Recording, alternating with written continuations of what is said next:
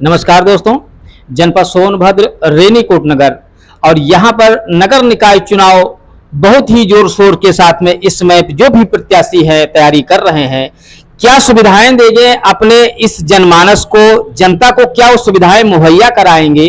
तो हमने संपर्क किया है उन प्रत्याशियों से जो नगर निकाय चुनाव में अध्यक्ष पद पर इस समय खड़े हुए हैं। होगा ये जानकारी मैं प्रज्ञा तिवारी जी से लेता हूँ। शिवा पार्क देखिए, चाचा कॉलोनी देखिए, और भी कई वार्डों में जहां पर शाम के 5-6 बजते ही महिलाएं एकजुट हो जाती हैं और पानी का लंबा लाइन लगा करके खड़ी रहती हैं।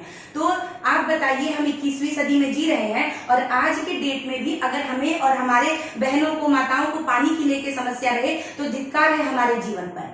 हम लोग हैवी वाटर टैंक का प्रोजेक्ट लेकर के आएंगे, जिससे कि ये जितने भी एरिया हैं जहां पर पानी की प्रॉपर व्यवस्था नहीं पहुंच पा रही है, हम उसको उपलब्ध करवाएंगे और साथ ही साथ मैं घर घर में पानी उपलब्ध करवाऊंगी। ये मेरा आप लोगों के लिए एक कार्य रहेगा जो मैं अपने नगर वासियों के लिए करना चाहूंगी। तीसरा जो सबसे इंपॉर्टेंट है, एरिएशन प्रोजेक्ट हम लेकर के आएंगे। एरिएशन प्रोजेक्ट में ऑक्सीजन का जो डिमांड होता है हमारे एनवायरमेंट में, वो हमें भरपूर मात्रा में मिलता है, जिससे हमारे प्लांट्स हरे भरे रहते हैं और हरियाली बनी रहती है, जिससे कि जनमानस स्वस्थ रहेगा जी। ये सारे हमारे प्रोजेक्ट्स हैं और भी बहुत से प्रोजेक्ट्स हैं। अब मैं हर प्रोजेक्ट बता करके नहीं, करके दिखाना चाहती हूँ। इसलिए मैं चाहती हूँ मेरी जनता, मेरे नगरवासी मुझे अपना कीमती वोट दें, सपोर्ट करें। आप लोगों ने सबको मौका दिया है, एक बार अपनी बहन को, अपनी बेटी को मौका दीजिए और हम मिल करके अपने नगर का विकास करेंगे। मैं सिर्फ आपसे एक मौका चाहती हूँ, सिर्फ 5 साल। अगर 5 साल में मैं आप लोगों के जो भी मैंने आप लोगों को बोला है मैं उस पर खरी नहीं उतरती हूँ, तो दूसरी बार मैं आप लोगों के सामने नहीं आऊंगी।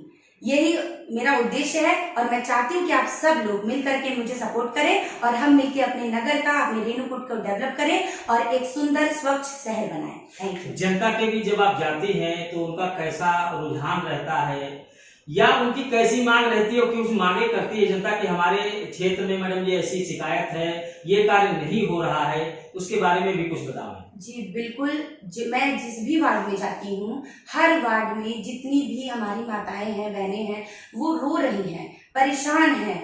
इतना मतलब उनके अंदर आक्रोश भरा हुआ है चेयरमैन पद को लेकर के कि हमारे लिए कुछ नहीं किया जा रहा है।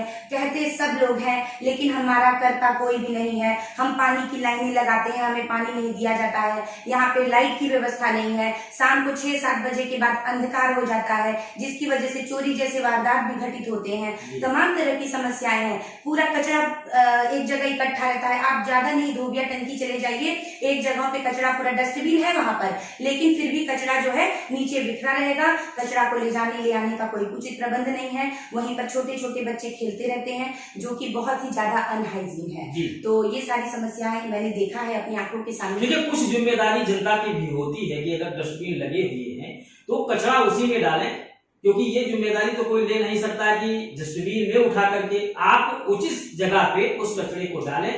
ये दूसरी समस्या है कि और भी जनता की यहाँ पर है, जब उनके घर में शादी या कोई मांगलिक कार्य होता है तो जनसंख्या होने छोटे छोटे मकान है, अधिकतर झोपड़पट्टी आपको मिलेंगे या छोटे मकान है, वो कहाँ पर अपना फंक्शन करें, इसके लिए भी यहाँ पर कोई उचित व्यवस्था नहीं है। तमाम तरह के कल्याण मंडपम है हमारे रेणुकूट में जी, 3-4 यहाँ पर हैं। हम अपने विद्यालय को भी, जो स्काईलाइन इंटरनेशनल स्कूल है, उसको भी हम लोग इस तरह के फंक्शन के लिए अवेलेबल करा देते हैं कि अगर किसी को भी जरूरत हो तो बिल्कुल आए। हम लोगों का घर भी है बगल में, हमारे पड़ोसी, उनका भी काफी बड़े एरिया में घर है। वो कोविड जैसे महामारी में जहाँ पर हिंडाल्को ने देना बंद कर दिया था लोगों को शादी के लिए, फंक्शंस के लिए जगह, हम लोगों ने उपलब्ध कराया था कोविड में। तो इसकी भी व्यवस्था हम करे हैं और करते आएंगे भविष्य में भी। और उसके साथ साथ जैसा कि आपने कहा कि कुछ जिम्मेदारी जनता की भी है, बिल्कुल आपने एकदम सही कहा। तो उसके लिए पहली बात तो हमें जनता को जागरूक करना होगा।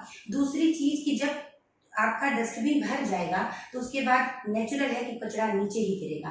तो अगर सुबह शाम कचरे वाली गाड़ी आकर के कचरे को समय समय पर ले जाए तो मुझे नहीं लगता है कि वहां पे कचरा एक्यूमुलेट होगा, इकट्ठा होगा। तो हमारा एज ए नगर अध्यक्ष ये जिम्मेदारी बनती है इस पद की कि जिस तरह से आप हिंडाल्को की कॉलोनीज देख रहे हैं, वो अपनी कॉलोनीज में सारी व्यवस्था इसी रेणुकूट में दे देते हैं, तो क्या हम अपने बाकी वार्डों में उस तरह की व्यवस्थाएं नहीं दे सकते हैं? हम जब बेहतर व्यवस्था देंगे तो अपने आप दूसरा नतमस्तक हो जाएगा। तो आप व्यवस्थाएं दीजिए, काम करिए, कहने की नहीं जरूरत है, काम करेंगे वो दिखेगा और जनता काम को बताती है। जब आप काम करेंगे तो निश्चित रूप से जनता उस चीज को स्वीकार करेगी कि नहीं काम हुआ है। सबसे इम्पोर्टेंट बात यह है कि हमारे यहाँ पर चुनाव में काम कब होता है? लास्ट के 2 महीने, जब दिखाना होता है कि नहीं, जब चुनाव आ गया हमें वोट मांगना है तो लोग काम करना शुरू करते हैं। आप ये बताइए, पूरे 5 साल छोड़ करके अगर लास्ट के 2 महीने विकास होगा तो हम कितना विकास कर पाएंगे? बच्चा पेपर पढ़ने जा रहा है, किताब की पूरी मोटी सिलेबस पड़ी हुई है और वो 2 महीने में क्या कवर कर पाएगा? पूरी सिलेबस को नहीं कर पाएगा।